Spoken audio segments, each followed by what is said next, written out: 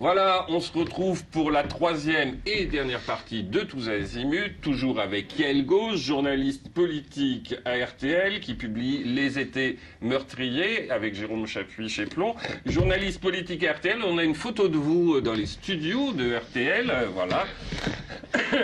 Et c'est RTL qui est une très bonne station puisqu'elle a également cet été, ça ne sera pas les étés meurtriers mais les étés de RTL avec Vincent Cerruti que les téléspectateurs de LMTV connaissent bien. Ça c'est la photo qui a été prise hier matin avant la conférence de presse de Christophe Baldelli. Il a fait un effort hein, sur le costume. Hein. Oui, oui, oui. Et sur la coiffure. Et donc Vincent qui va assurer pendant tout l'été l'émission mythique du week-end sur RTL, c'est-à-dire Stop ou encore. Yael Gauz, la télévision, ça vous passionnait pas quand vous étiez petit, ça vous passionne pas plus que ça aujourd'hui? Moi je me dis qu'on engrange des expériences petit à petit. J'ai pas du tout fait le tour de la radio parce que c'est un média formidable. Vous pouvez être sur du papier billet d'humeur, vous pouvez être sur l'interview, vous pouvez être sur une émission, vous pouvez être sur... C'est plus difficile quand on est dans un journaliste news en télé d'avoir toute cette palette possible d'expression, de formes différentes.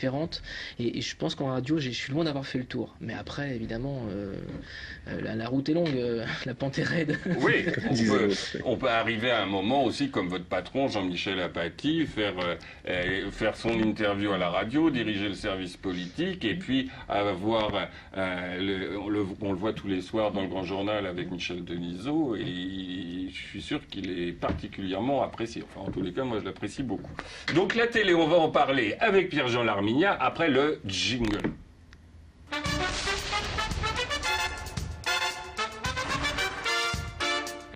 Alors Pierre-Jean, télévision, mais politique encore. Et oui, bah oui, on va en profiter du coup. Ce n'est pas pour me vanter, mon petit Olivier, mais on s'approche dangereusement de l'été, comme vous le savez, et la presse et le net d'ailleurs fourmillent en ce moment d'informations sur les programmes. Je suis enrhumé, c'est terrible. Ma voix est normale en fait.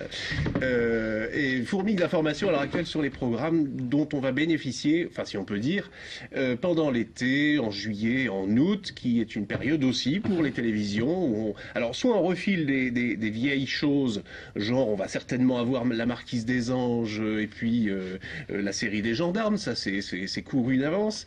Mais il y a un certain nombre de petites choses croustillantes qui ont attiré mon attention. En particulier, une mini-série, comme il est convenu de l'appeler, de 8 épisodes qui s'appelle The Kennedys, en français Les Kennedy, qui va être diffusé par France 3 à partir du 5 juillet et ce en prime time, tous les mardis soirs, voilà, pendant les 8 mardis de l'été.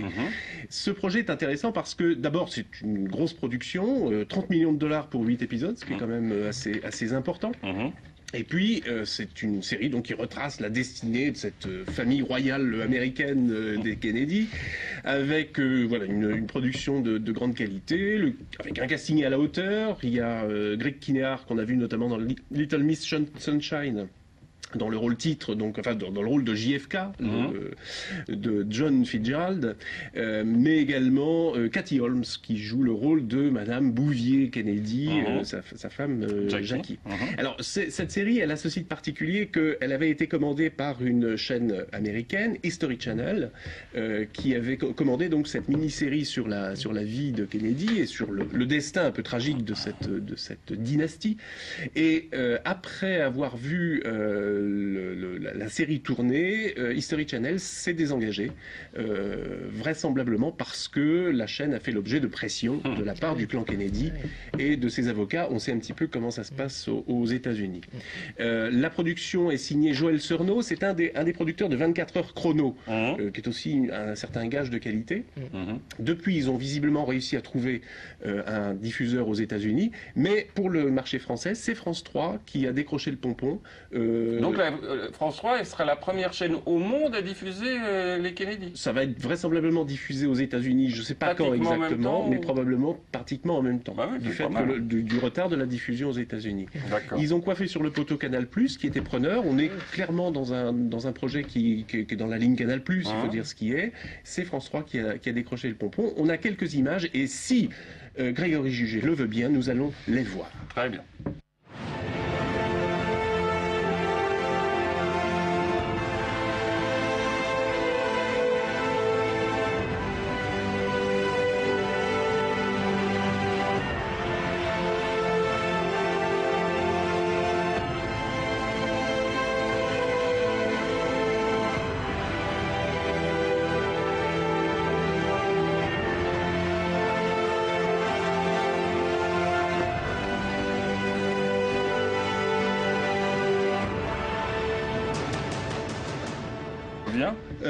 C'est un projet intéressant, d'autant plus qu'il y a cet aspect romancé un peu autour de Kennedy. Il n'y a pas trop besoin de romancer d'ailleurs, parce que ça c'était romancé tout ça. En soi, c'est déjà romanesque comme existence, mais on s'aperçoit quand même que les Américains ont un certain problème avec cette histoire-là. Le fait qu'ils aient eu du mal à trouver un diffuseur, en tout cas, est symptomatique. Une autre série qui va également être diffusée mais par TF1 cette fois-ci, c'est la 3e saison de Fringe, cette série un peu étrange où une équipe du FBI est confrontée à des histoires étranges. C'est pas X-Files, c'est moins bien. Mais j'étais déçu, moi. J'étais déçu. Ah, moi j'ai trouvé plutôt que la première et la deuxième saison étaient plutôt pas mal. Moi j'ai jamais vu. Hein. C'est une série d'ailleurs qui a le mérite de recycler quelques has-beens hollywoodiens, comme notamment Leonard Nimoy, qu'on a connu dans les années 70, sa grande période Mission Impossible, où il avait remplacé Martin Landau et Star Trek évidemment, qui est son grand rôle éternel et pour toujours. On a des images de ça? Je suis pas sûr. Ah bon? Non, si, on a des images. Dans l'oreillette. Alors voyons des images. Alors merci, voyons Greg. des images. Into another world, an alternate universe, just like ours. There is a version of us. We can't let Peter die again. Walter, Peter is dead. Talking about the other Peter, one on the other side. I crossed into another universe and took a son who wasn't mine. God help me. Peter Bishop, Elder Dunham with the FBI. Your father is Walter Bishop. My father was Dr. Frankenstein. He did experiments on me. He gave her the ability to identify things from the other universe. Was it me who described it as a glimmer? Not from here, son. I can take to my queen alone.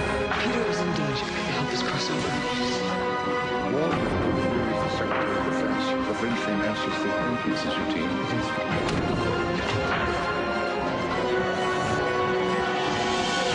We have to come back because you belong with me.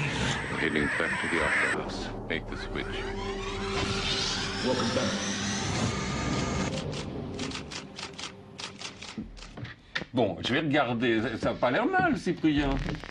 Oui, on va regarder quand même un peu. Dès le début juillet sur TF1. Très bien. La mini-controverse du moment en ce moment, c'est le du buzz. Moment en ce moment, oui. Voilà, c'est le buzz qui existe dans le couple Nolo-Zemmour qui se trouve viré de l'émission de François Ruquier, oui, bien sûr. De Laurent Ruquier. On n'est pas couché. On n'est pas couché, non. Voilà. Qui donc ne seront plus là à la rentrée. On parle en ce moment. Alors c'est vraiment une actualité brûlante parce que ce matin encore, Libération pensait savoir qu'il serait remplacé par Jean-Jacques Bourdin et Audrey Pulvar. Ouais. On ne sait pas ce qui va en être au final. On parle aussi de Nicolas Bedos pour qui remplacerait Jonathan Lambert. Jonathan Lambert, voilà, absolument. Nicolas Bedos qui a fait une saison absolument géniale, magnifique, avec sa chronique chez François-Olivier Gisbert, et donc ça s'arrête également. Voilà. Cela dit, Zemmour, Nolo ont quand même de l'avenir parce que visiblement, Paris Première a joué un bon coup là d'ailleurs en récupérant immédiatement le couple pour, ils savent pas encore quoi, mais vraisemblablement un projet avec les deux dès la rentrée en septembre. Voilà. Alors Audrey Pulvar, Jean-Jacques Bourdin, pourquoi pas? Moi je trouve pas ça forcément très très exaltant. J'aurais des propositions à faire à Laurent Ruquier pour ma part. On avait parlé d'Elisabeth Lévy à un moment donné dans le genre. Moi j'aurais une meilleure idée. Vous voulez voir? Oui. Regardez, j'ai une petite photo. Qu'est-ce que vous en pensez? Quelle horreur. Moi, je trouve plutôt que Dominique Vallière et Olivier Morazin pour remplacer le couple d'enfer. Ah, elle est amusante. T'as vu, mais on ne l'avait pas montré celle-là. Vous voyez, la surprise est totale. Je trouve que ça aurait de la gueule, non? Vous êtes gentil, oui, tout à fait.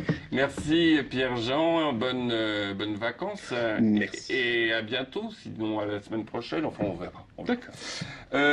Yalgoz, alors, l'été meurtrier, on voit que tous les étés, il y a de plus en plus de choses qui se passent dans le milieu politique. Il y a une chose qui ne se passe plus, c'est la Garden Party. Depuis l'an dernier, ça a été supprimé. Crise oblige, symbole voilà. qu'on a retiré. Mais en revanche, il se passe beaucoup de choses. Et puis là, l'été 2011, il y a la clôture des inscriptions pour les primaires du Parti Socialiste le 13 juillet. Et puis l'université de La Rochelle en fin août. 25 au 29 août. Est-ce que l'été sera chaud? Est-ce que l'été sera rose? Est-ce que l'été sera la rose au point? Il sera pas que rose, il sera bleu aussi. Ouais. Parce qu'en fait, on a vraiment un été de transition avant le grand saut, avant le grand bain de la présidentielle. Et vous allez avoir Nicolas Sarkozy qui veut partir au Cap-Nègre avec ses devoirs de vacances. Et pour ça, il a 2 hommes de confiance qui vont travailler pour lui tout l'été. Bruno Le Maire, qui s'occupe actuellement activement de la sécheresse, Bruno Le Maire à l'agriculture, qui doit lui pondre pour l'été un projet où les grands thèmes du futur projet... François Fillon, qui a pondu le projet de 2007, ne veut plus. Lui. Non, là c'est Bruno Le Maire. D'ailleurs, c'est intéressant de voir à quel point le retour en force des Chiraciens est effectif. En plus. Et ex-villepiniste est réel. Donc Bruno Le Maire, lui, va s'occuper du projet, il va plancher tout l'été, il doit remettre une copie pour les universités d'été de rentrée de l'UMP à Marseille, ça sera début septembre.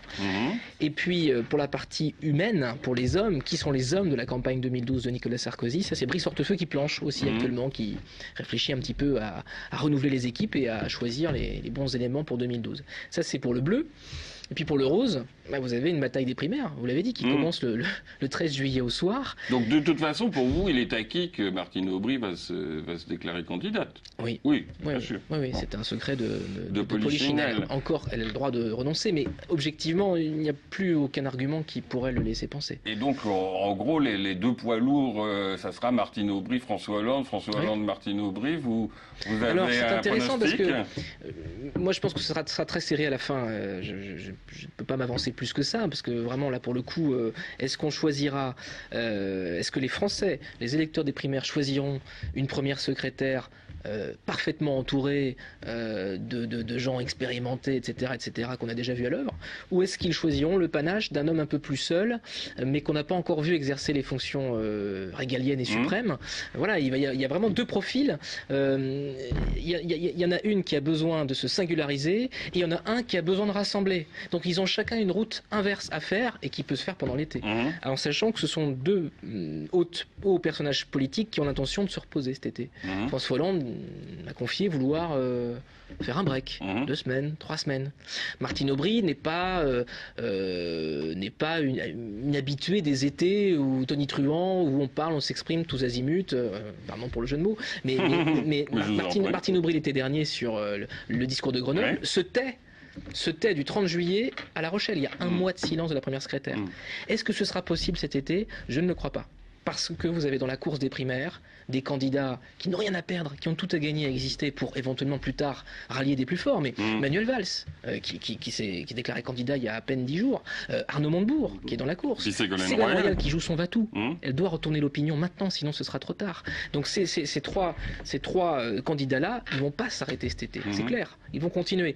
On imagine mal que les 2 autres restent dans leur tanière en vacances, à les écouter faire campagne sans eux. Signalons pour l'anecdote, mais comme nous sommes sartois ici, et que le directeur de campagne de François Hollande est bien sûr Stéphane Le Foll, le patron du Parti Socialiste sartois. Qui revient souvent dans le livre, notamment sur des étés qui ont été clés pour François Hollande. Toujours à la Sarthe. Et puis François Hollande sort un livre fin août chez Fayard, et sort en même temps chez Fayard une biographie de lui par Serge Raffi. Et puis alors le 28 juin, c'est déjà l'été, non? Ah bah le 21, ça commence. Ouais. Donc le 28 juin, c'est le jour où normalement Commence le dépôt des Martine Aubry, candidatures. Ouais. Martine Aubry pourrait se déclarer. Et qu'ont trouvé de mieux à faire Nicolas Sarkozy et François Fillon main dans la main ce jour-là, histoire d'occuper un peu les journaux télévisés. Eh bien, Nicolas Sarkozy vient dans la Sarthe pour la première fois. Oui, c'était le seul À Sablé-sur-Sarthe, voilà. rare département qui lui manquait encore. Et alors, il y a des mauvaises langues qui disent que tiens, pourquoi ce jour-là, par hasard, tiens, enfin voilà. Les gens sont méchants. Et la veille, il aura fait l'événement avec une conférence de presse sur les investissements d'avenir lancés dans le cadre du grand emprunt. Enfin bon, c'est assez amusant. Donc je pense en effet que l'été peut être... Moi, je conseille à mes collègues de ne pas prendre trop de vacances. Oui, et vous alors, vous partez pas en vacances? Non, vous disiez que vous les avez prises. J'en sors là, Voilà. j'en sors une petite semaine. Et donc, vous serez sur le pont pour RTL, Voilà. et vous disiez à Serge Danilo que les étés meurtriers auraient peut-être une suite, parce qu'il y a Alors encore d'autres choses à... Ça dépend de beaucoup de paramètres d'édition, etc., Oui. etc. Mais ça me paraît clair que l'été 2011 sera intéressant à raconter. Et au moins, en tout cas, écouter en radio et sur iTélé pour Jérôme Chaput qui les racontera, lui, de son côté. En tous les cas, Hidalgo, c'est vraiment un livre passionnant. C'est un livre qui nous remet plein de choses en mémoire. En particulier, alors, en 95, c'est la reprise des essais nucléaires. Et moi, j'ai appris l'histoire de la plongée du ministre pour TF1 dans les eaux. Jean-Jacques de Peretti. Jean-Jacques de Peretti qui plonge pour la première fois pour TF1 pour montrer qu'il n'y a pas de soucis et tout ça. C'est des choses. Il annule ses vacances Ouais. et sur les conseils d'un ami qui travaille pour AB Productions, Claude Berda, si mes souvenirs sont bons. C'est le B de Voilà. la production. Qui lui suggère de mouiller la chemise au sens propre du terme, d'homme politique devenir homme grenouille. Et Monsieur de Peretti part donc une semaine avec l'armée, vols spéciaux non identifiés pour s'entraîner, plonger avec Tino, un des grands plongeurs de la marine française, et puis pour aller tourner ces images à 50 mètres de fond dans l'atoll, et avec un radiamètre à la main, prouver avec la caméra de TF1 que la radioactivité est la même qu'au pied de la cathédrale de Sydney. Voilà, et donc que les Australiens et Greenpeace ont tort. En tout cas, ce sont leurs arguments de dire que l'atoll est sûr. Donc il y a plein de choses à découvrir dans ce livre, Les étés meurtriers. Les politiques ne prennent jamais de vacances. Yael Gauze n'en prendra pas non plus. Donc nous suivrons tout ça sur RTL. Et puis le week-end, on écoutera RTL pour se faire plaisir également. La semaine prochaine, merci Yael Gauze, la semaine prochaine, je recevrai un autre Manceau, un autre Sartois, l'archéologue Jean-Yves Empereur, qui dirige les fouilles d'Alexandrie en Égypte et qui sera exceptionnellement de passage au Mans et sur ce plateau en direct. En attendant, pour ce numéro, c'est terminé. Merci à Grégory, Maxime, Evan, Gérard, Carole et Yvonique. À la prochaine fois.